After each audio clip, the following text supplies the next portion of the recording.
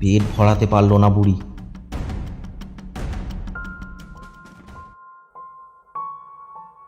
তাই মনের দুঃখে একদিন গ্রামের 2-4 লোকের কাছে কথাটা বলেই ফেলল।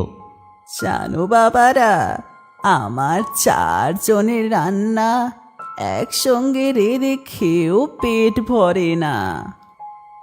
সবাই তো শুনে অবাক। বুড়ি বলে কি? বলো কি, 4 জনের রান্না একজনে খেয়েও পেট ভরাতে পারো না? তার উপর তোমার মতো বুড়ি মানুষ? হতে পারে না।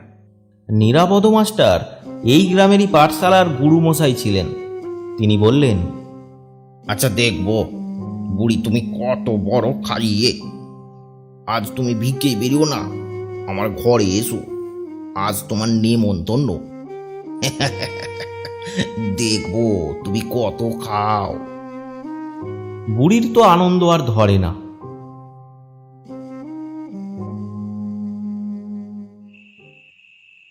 সে রাতে নিরাপদ মাস্টারের বাড়িতে খেতে এলো বুড়ি। কিন্তু কি আশ্চর্য, 4 জন কেন, একজন মানুষের খাবারও খেতে পারল না বুড়ি। সামান্য 2-4 গ্রাস মুখে দিতেই পেট ভরে গেল। নিরাপদ মাস্টার বললেন, আসলে কি জানো, তোমার এবার মতিভ্রম হয়েছে। বয়স কত হলো? ধরো না কেন, 3, 20, 10। তাহলে আর এমন কি 70 বছর? চোখে দেখতে পাও? একেবারে কানা নই, তবে কখনো ঠাউর হয়, কখনো হয় না। কিন্তু বাবা, বিশ্বাস করো, আমার কিছু হয়নি। ঘরে আমার খেয়ে পেট ভরে না। ভরবে ভরবে, আসলে তুমি বুড়ি মানুষ, নিজের ঘরেই থাকো, চাল ডাল ঠিক মতো নাও না। সে কি বাবা, আমার সারাদিনের ভিক্ষে চাল সে বড় কম নয়। এত বড় একটা হাঁড়িতে করে রেঁধে খেয়েও আমি পেট ভরাতে পারি না। কিন্তু এই তো আমার এখানে পোয়া টাক চালের ভাতও তুমি খেতে পারলে না।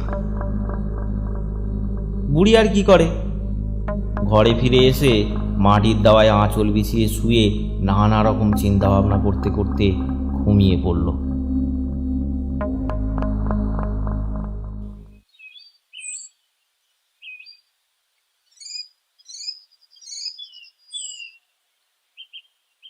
পরদিন সকালে আবার মাঠে গিয়ে গোবর কুড়িয়ে 2 মুঠো শুকনো মুড়ি চিবিয়ে ভিক্ষেই চলল বুড়ি। সারাদিন ভিক্ষে করে দিনের শেষে ঘরে ফিরে ভিক্ষের সমস্ত চাল, ডাল, আলু, বেগুন একসঙ্গে বড় হাঁড়িতে ফুটিয়ে নিয়ে খেতে বসল। কিন্তু আশ্চর্য, 2-1 গ্রাস মুখে দিতে না দিতেই খাবারও ফুরিয়ে গেল, পেটও ভরল না তার। আর যা ঘটল তা ভারী মজার। বুড়ি যখন খাচ্ছিল আর মনে মনে কাঁদছিল, তখন তার মনে হলো একটা অদৃশ্য হাত যেন তার পাত থেকে মুঠো মুঠো করে খাবারগুলো তুলে খেয়ে নিচ্ছে। বুড়ি যতবার হাতটা ঠেলে সরিয়ে দেয়, হাতটা ততবারই ওর পাত থেকে খাবার তুলে নিতে লাগলো। বুড়ি বুঝতেও পারল না কেন এমন হলো, আর কেই বা সব খেলো। এই কথাটা বুড়ি পরদিন গিয়ে বলল নিরাপদ মাস্টারকে।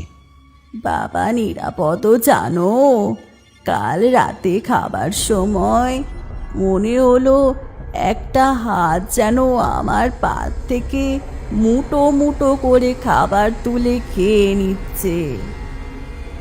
আমি যতবার হাতটা ঠেলে দিতে লাগলাম, হাতটা ততবারই পাত থেকে খাবার তুলে নিতে লাগলো। নিরাপদ মাস্টার বললেন, বলো কি, একটা হাত তোমার পাত থেকে খাবার তুলে খেয়ে নিতে লাগলো, আর তুমি বসে বসে তাই দেখলে? কি করবো বাবা? তা কেসে চিনতে পারলে তাকে? কি করে চিনবো? অন্ধকারে কি কিছু দেখা যায়? আমার ঘরে লক্ষ্য বিদিন কিছুই নেই। বুঝেছি, এ নিশ্চয়ই কোনো চোর ছ্যাঁচোরের কাজ। তা যদি হয় বাবা, তাহলে তো তার আসা যাওয়ার বা মুখ নেড়ে নেড়ে খাবার শব্দ শুনতে পেতুম, কিন্তু শুধু একটা হাত ছাড়া আর কিছুই তো টের পেলুম না অন্ধকারে। হাতটাকে যত ঠেলে দিই সেটা তত এগিয়ে আসে। দেখো বুড়ি, তোমার কথা শুনে আমার মনে হচ্ছে তোমার খাবার সত্যি কেউ খেয়ে নিচ্ছে। হয় কোনো চোর, নয়তো হনুমানে। তোমার বাড়ির পাশেই যে বট গাছটা আছে, সেই বট গাছে নিশ্চয়ই একদল হনুমান আছে। এ তাদেরই কাজ। না বাবা, হনুমান নয়। ও গাছে বাঁদর হনুমান মাঝে মধ্যে আসে বটে, তবে সন্ধে হলেই দিঘির পাড়ে চলে যায়, এখানে থাকে না। তাছাড়া আমি নিজে হাত দিয়ে টেলে দেখেছি, ওটা মানুষের হাত। বেশ, তবে তুমি এক কাজ করো, আমার চিমনিটা নিয়ে যাও।